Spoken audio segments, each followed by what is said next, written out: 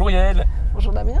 Et merci de nous inviter ici, sur votre espace de travail, à bord du Mobility Studio qui pour la dernière fois de l'histoire va se transformer en vaisseau galactique puisque c'est un petit peu ce dont vous vous occupez au quotidien. Tout à fait. Alors si nous sommes à bord d'un vaisseau spatial, jusqu'où on est déjà allé à aujourd'hui sur base de l'expérience humaine ? Finalement, pas très loin en fait. Les humains n'ont jamais été que sur la Lune. Donc c'est 384 000 km d'ici, ce qui est finalement très peu. Et il faut bien dire que depuis 50 ans, on se contente de la proche banlieue humaine. Et la proche banlieue, là, c'est encore pire, on est à 400 km de la Terre.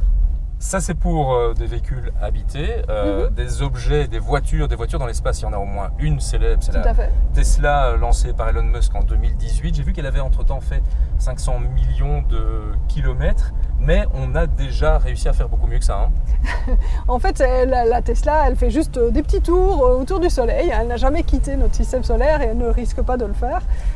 Par contre, évidemment, on a des sondes américaines lancées dans les années 70, les deux Pioneer et les deux Voyager, qui elles sont en train de quitter le système solaire. Donc en fait, quand on parle de quitter le système solaire, ça veut dire qu'il y a ce Soleil qui gonfle une espèce de bulle autour de lui, et elles sont à la limite de cette bulle. Alors, elles sont à 24, celle qui est la plus loin, Voyager 1, est à 24 milliards de kilomètres. Alors ça peut paraître énorme, mais en fait, il faut bien se rendre compte que c'est juste un jour-lumière.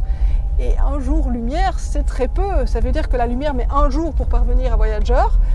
Mais si on compare à l'étoile la plus proche, Alpha du Centaure et toutes ses composantes, eh bien, elles sont à 4 années-lumière. Il faut 4 ans pour que la lumière aille jusque-là. Est-ce qu'on pourrait un jour aller beaucoup plus loin, jusqu'à une étoile, jusqu'où on peut aller finalement ? Alors, en fait, les moyens de voyage spatial n'ont pas tellement changé, finalement, au cours du temps. Et donc, bon, on ne pourrait pas dire qu'on puisse actuellement aller vraiment beaucoup plus loin que les sondes Voyager. Par contre, il y a des projets, et peut-être un des projets les plus avancés au niveau mobilité, justement, c'est de prévoir un tout petit vaisseau qui partirait avec une voile solaire, donc poussé non pas par le vent solaire, mais par la lumière, et qui atteindrait, si tout va bien, le système d'Alpha du Centaure en 20 ans. Le seul problème, c'est que le vaisseau serait une toute petite chip quelque part, puisque ça serait juste quelque chose de la taille d'un timbre-poste.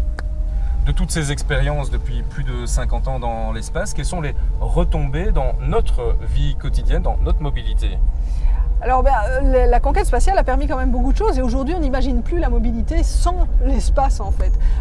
Il y a bien sûr évidemment le fameux GPS, toute la navigation qui se fait par des satellites. S'il n'y a pas de satellite, ça ne marche pas. Alors c'est aujourd'hui utilisé bien sûr par tout un chacun, mais aussi de manière très claire pour des voitures autonomes, pour les cargos en mer, pour les avions. Tout ça ne pourrait pas fonctionner aujourd'hui sans navigation par satellite. Et puis vous avez évidemment tout ce qui est aussi observation de la Terre, parce que grâce à cela, eh bien, vous pouvez avoir les tempêtes qui se trouvent sur le chemin et donc savoir les endroits à éviter, mais aussi s'il y a eu une catastrophe, on pense au feu, aux inondations, un tremblement de terre, que sais-je. Si vous devez aller secourir des gens, vous devez absolument savoir au niveau mobilité comment les atteindre et comment les évacuer. Et ça, grâce à des images en direct, pratiquement, vous pouvez savoir évidemment comment les choses se font, et donc vraiment améliorer la mobilité en cas de catastrophe. Par rapport à ces limites physiques, est-ce que du coup des extraterrestres auraient autant de chances ou autant de difficultés que nous d'arriver jusqu'à nous ? Ils auraient les mêmes difficultés, forcément, et c'est d'ailleurs une des grandes questions, finalement, comment faire des colonies à l'échelle galactique, un peu comme nous montrent les films de science-fiction. C'est pas simple, c'est pas simple, et donc il est clair que c'est pas nécessairement évident. Certains se disent d'ailleurs que peut-être que cette mobilité, c'est une envie très humaine, quelque part, et que si vous avez une planète océan avec une civilisation de dauphins, peut-être qu'ils n'ont pas envie d'aller se balader dans l'univers. Et donc il ne faut pas non plus projeter nos visions sur de la vie qu'on ne connaît pas, qu'on recherche quand même activement. On pourrait très bien imaginer plutôt travailler au niveau scientifique sans devoir justement se balader, mais étudier la vie ailleurs, de loin, grâce à la lumière justement. grand merci de nous avoir accueillis pour toutes ces explications. Merci à vous. Et bonne route. Oui.